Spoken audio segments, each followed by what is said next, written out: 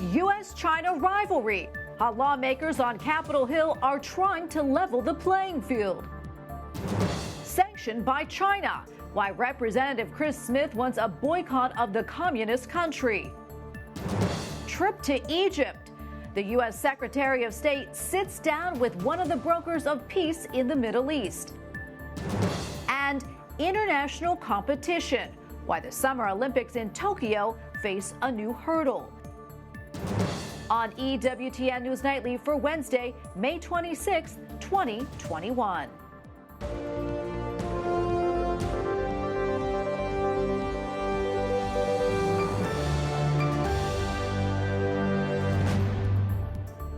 Thank you so much for being with us tonight. I'm Tracy Sable. Republicans and Democrats are racing to revise the bill to boost U.S. science and technology. It is called the U.S. Innovation and Competition Act. The bill will put new economic pressure on China while helping to give the U.S. an edge in producing high-power computer chips and other cutting-edge tools. But conservative lawmakers say there are some concerns. Capitol Hill correspondent Eric Rosales explains. Senate Majority Leader Chuck Schumer hopes to bring the $250 billion bill, the U.S. Innovation and Competition Act, to the Senate floor before senators go for the Memorial Day recess. He says the bill will directly challenge China's growing technological power by supporting U.S. chip makers and science research. We're finally taking action to correct the decades-old underfunding in science and technology, and that has imperiled America's global economic leadership. The bill would appropriate $52 billion to U.S. chip-making efforts, authorize $16.9 billion for the Department of Energy for research and development and energy-related supply chains in key technology areas, authorize $10 billion to NASA's Human Landing Systems program, and $81 billion to overhaul the National Science Foundation. Conservative lawmakers are making sure amendments are being added to protect the creation of life and banning animal-human hybrid research. In some of these laboratories where you're actually experimenting with mixing the DNA of different species, called a chimera, and that can be in any combination. Of course, it really gets scary when you're talking about within primates. Senator Mike Braun says this technology is occurring at U.S. universities, some religious institutions, and in other countries. While most have good intentions to cure diseases, there's an ethical point where how far do you take this? Other pro-life lawmakers agree. When we look at this type of a piece of legislation, we always want to find out whether or not there are certain limitations that we want to include in the legislation. So we have to guard against things like this, and I really appreciate the effort by my colleagues, and it's another example of the pro-life community speaking up. Right now, the debate continues. Other amendments being considered in the bill would be to prohibit the government's use from the social media site known as TikTok, and even a diplomatic boycott of the Olympics. At the Capitol, Eric Rosales, EWTN News Nightly. The International Society for Stem Cell Research announced new guidance which is troubling the pro-life community. The guidelines remove the long-standing 14-day rule which limits experimentation on human embryos beyond 2 weeks of their creation. Charlotte Lozier Institute says the rules will allow human beings to be treated as research fodder. Nearly 36 whistleblower groups are urging the World Health Organization to launch an independent review into the case of a spiked coronavirus report in Italy. An Italian researcher says he was pressured by the WHO to falsify data into the country's pandemic response. His report was taken down following a complaint from WHO's Beijing office. Joining us now is Representative Chris Smith, Republican from New Jersey, who has been sanctioned by the Chinese government for his work on human rights. Representative Smith, welcome back. Always so great to be with you.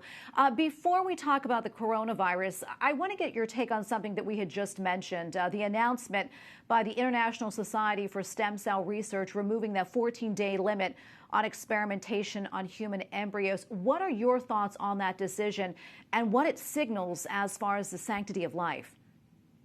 Well, I think it's a full frontal assault on the sanctity of human life. I never agreed with the 14-day limit.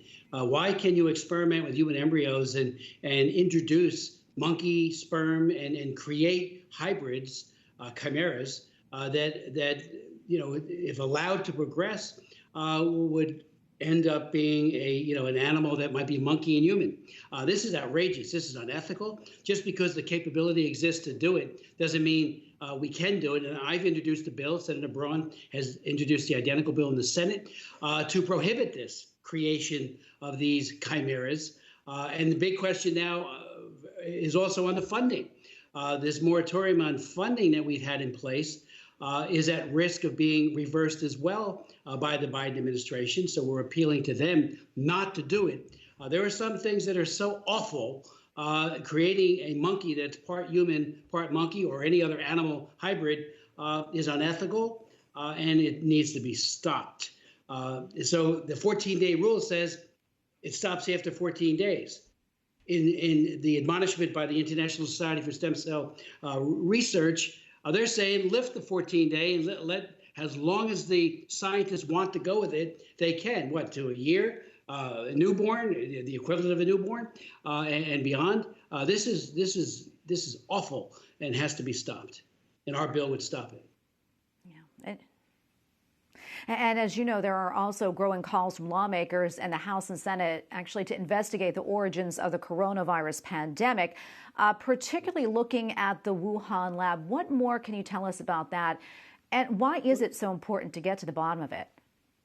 Tracy, Xi Jinping, the dictator of China, engaged in the biggest cover-up in all of medical history. The information that we had early on from whistleblowers inside of China itself were telling us that there was a problem, that it was coming out of the Wuhan laboratory. Some of those individuals got sick, and they were demonized by their own government. And then fast forward over these past several months, I introduced a bill that would do similarly what we did with terrorism and Saudi Arabia to allow people who have lost their lives, their families, and lost jobs to sue in U.S. courts to get the truth. The World Health Organization has covered itself in shame in agreeing to and acquiescing to China's Communist Party's narrative that it was first in wet markets, and they reversed that in terms of its origins. We need to know how this happened. Had we known earlier, there's many more things that could have been done to mitigate its spread, and maybe we would have been on to how interventions, including vaccines, even earlier than we were. So it's a cover-up, the likes of which none of us have ever seen. It's not surprising because China has done this before, and other SARS viruses and the like. But this one, which has killed 26,000 people in my own state of New Jersey alone, and about 600,000 in the U.S., and then many more hundreds of thousands worldwide. China needs to be held to account, and they have not been. And the WHO, Dr. Tedros, who's the Director General, has been complicit in falsifying or at least covering up this information. Even when a fact-finding group went there to check it out, they were denied basic access. They need absolutely unfettered access. And frankly, Dr. Fauci and others have not covered themselves with honor on this. I mean, they used to, all of them suggest that, it was pie in the sky. It was conspiracy theories. When those of us who raise these issues, it's not. And we, unfortunately, we have more dead people, wounded people in the world and in our own country because of it. And look what it did to the economy as well. So China needs to be held to account. I think they need to be sued. Maybe we get nowhere with that. But it would be one way of trying to, through discovery, get more information from them. Real quick, we have probably about 30 seconds left or so, but I really want to talk to you about this. There's a growing number of people calling for a boycott of the Olympics in China, including yourself. You even called it, quote, the genocide Olympics. Talk really quickly about why you believe that boycott is so important. Well, this is deja vu all over again, to quote Yogi Berra. In 2008, despite their horrific human rights abuses, they hosted the Summer Olympics. Now they have the Beijing 2022 Winter Olympics. And they are committing, as we talk, Tracy, on this call, a genocide against the Muslims in the Uyghurs, as they're known as. They're also doing horrific things in Hong Kong. And then just generally speaking, the entirety of their human rights abuse, they are in a race to the bottom with North Korea. but given the size and magnitude of the Chinese human rights abuses, there's no other human rights abuser more culpable than Xi Jinping, and this is all coming from him. And the IOC, the Olympic Committee, faltered badly in accepting their bid for the 2022 Olympics. Move it, find another venue, which can be done, or boycott it completely. I mean, it's reminiscent of the 1936 Olympics with the Nazi Germany. Yeah. Well, unfortunately, we have to leave it right there. But thank you so much, Representative Smith. Wish we had more time to talk to you. Always appreciate your time. Thank you again. Appreciate it. A longtime former Virginia Senator John Warner has passed away at the age of 94. Over a lifetime of public service, Warner joined the U.S. Navy at age 18. In the last year of World War II, he was then a Marine in Korea and eventually became Richard Nixon's Secretary of the Navy. His 30-year Senate career was the longest for any Republican from Virginia. U.S. Secretary of State Antony Blinken vows to rally international support to rebuild Gaza. He met with Israeli and Palestinian leaders before traveling to Egypt. White House correspondent Owen Jensen reports. Owen? Tracy, good evening to you. Egypt helped broker the ceasefire between Israel and Hamas, and today Secretary Blinken called Egypt a real and effective partner in dealing with the violence, helping bring it to an end and in building a positive future. Secretary of State Antony Blinken arrives in Egypt. His diplomatic mission aimed at shoring up a ceasefire that ended an 11-day war between Israel and Hamas.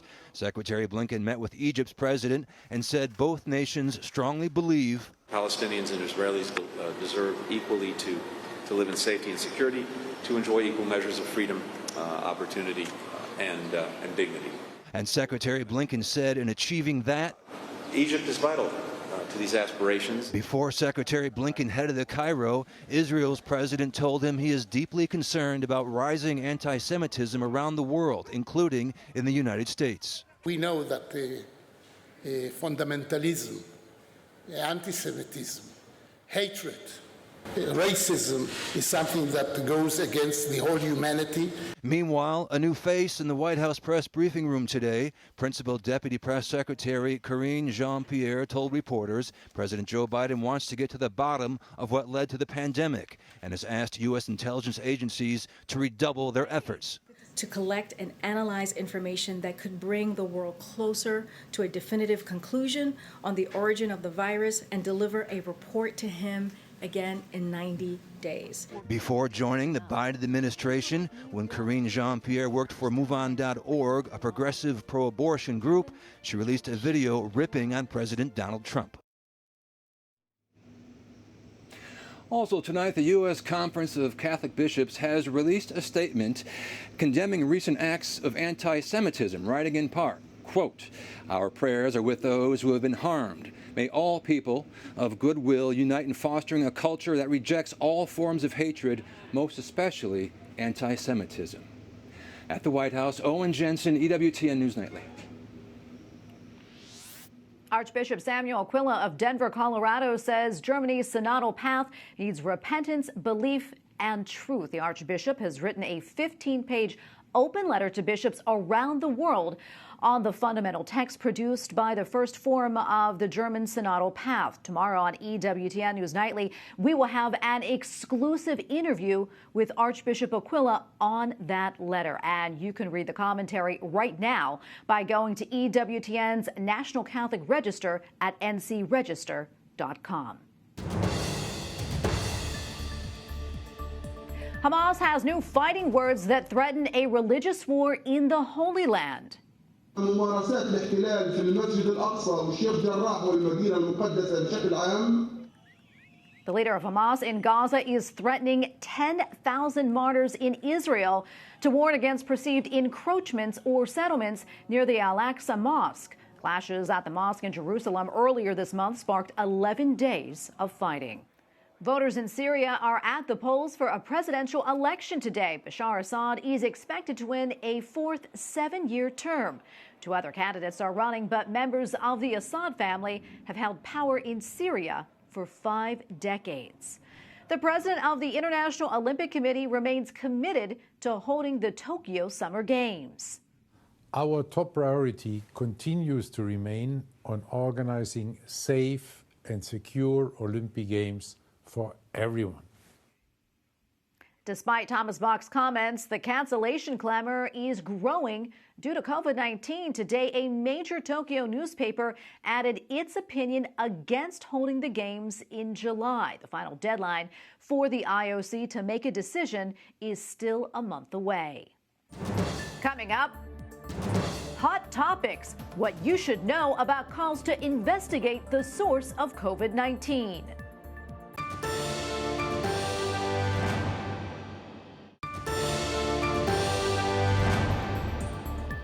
President Joe Biden is asking U.S. intelligence officials to investigate the origin of COVID-19. The White House is also calling on China to cooperate with international probes into the origins of the pandemic. For months, the Biden administration has minimized the possibility that the virus originated in a Chinese lab. Joining us now is Terry Schilling, president of the American Principles Project. Terry, welcome back. Great to see you. So why do you think the president made this announcement now, and do you expect anything to come out of it? And thanks for having me, Tracy. I believe that the President Biden's hand is forced here. So much evidence has come out, and really there's been evidence all along the way since the beginning of the Chinese Communist Party virus spreading out all over the world that this did originate at the Wuhan lab. So he's forced to do this. When it comes to whether or not something will come of this, I highly doubt it. Maybe if we get a new president there, but we've seen from President Biden in the past an unwillingness to force or play any type of hardball with the Chinese communists, unfortunately.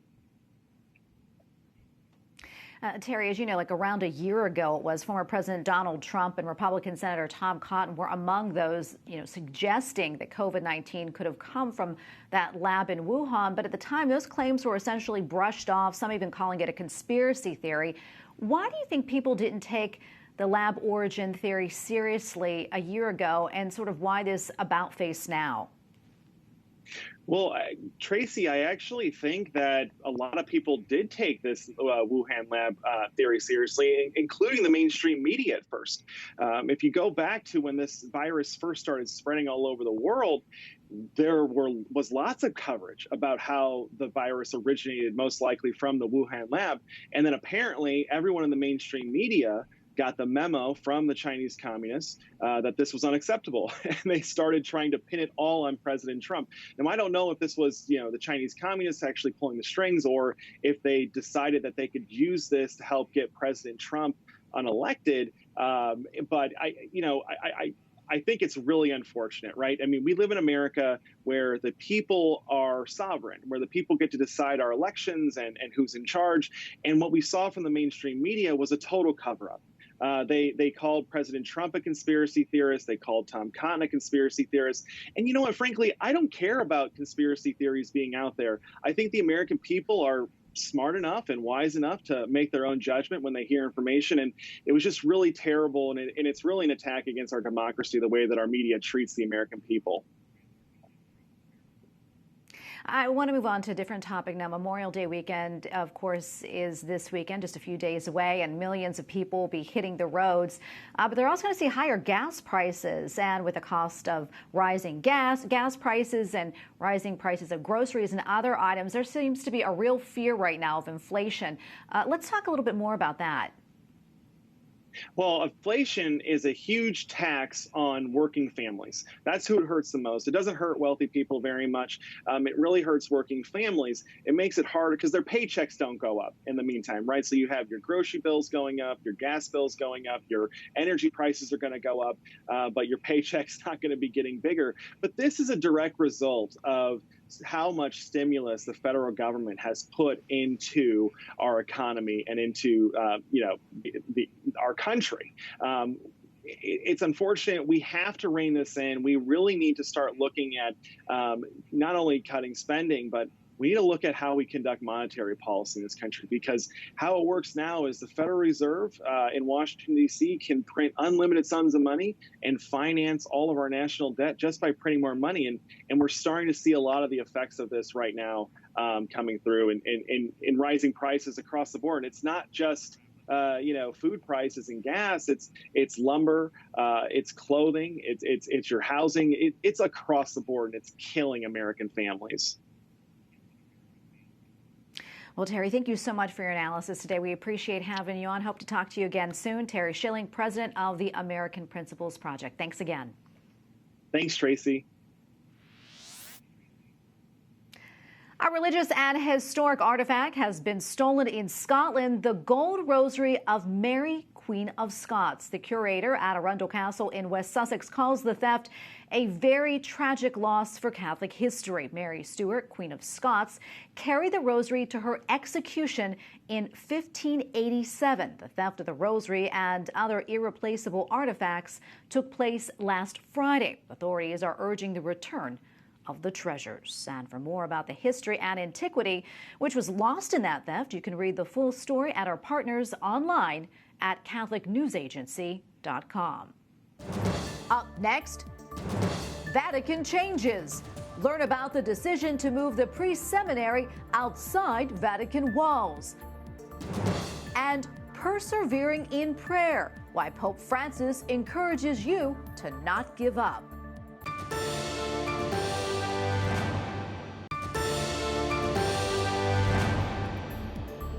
As we mentioned yesterday, the Vatican's priest seminary is moving outside the Vatican walls. This comes as the pre-seminary school is undergoing a sexual abuse trial. The school was founded in 1956 by Pope Pius XII. Its main function is to house altar boys who serve Mass in St. Peter's Basilica and who were thinking of becoming priests.